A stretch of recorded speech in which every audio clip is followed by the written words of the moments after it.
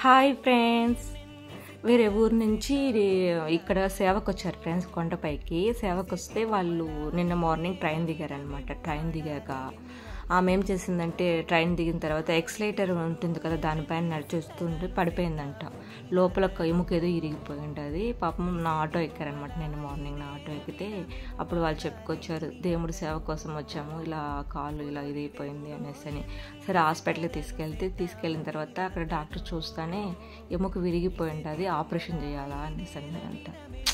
చూడు, వాళ్ళు వచ్చిన దానికి వచ్చారు, దేవుడి సేవ కోసం వచ్చారు, కానీ జరిగింది ఏం జరిగింది అసలు? తిరుపతిలో దిగగానే ట్రైన్ కాడ ఎక్సలేటర్ మీద కాలు పెట్టడం ఏంటి, ఆమె గట్టిగా పట్టుకొని పడిపోవడం ఏంటి? అసలు మనం ఏమనుకుంటున్నాం, మరి ఏం జరుగుతుందా అని అనిపిస్తుంది. దేవుడి సేవ కోసం వచ్చిన ఆమెకి ఇప్పుడు ప్రెజెంట్ హాస్పిటల్లో ఆపరేషన్ చేసుకొని పడుకొని ఉంది. లైఫ్ ఏంటో, ఎటు పోతుందో ఎలా పోతుందో తెలియదు ఫ్రెండ్స్. ఆమెకు వయసు అయితే ఒక 55 60 ఉండొచ్చు, పెద్ద ఆవిడిగానే ఉంది. ఏదో దేవుడి సేవ చేసుకుందాం, వయసు అయిపోయింది కదా అనేసి అని వచ్చిందనమాట.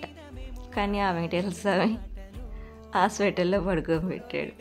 కానీ చాలా బాధేసింది ఫ్రెండ్స్. ఆమె అల్లాడిపోతుంది. అప్పుడప్పుడు అనిపిస్తుంది నాకు, నేను ఆటో తోలడానికి వెళ్తున్నాడా, ఇవన్నీ చూసి బాధపడడానికి వెళ్తున్నాడా అనేసరి.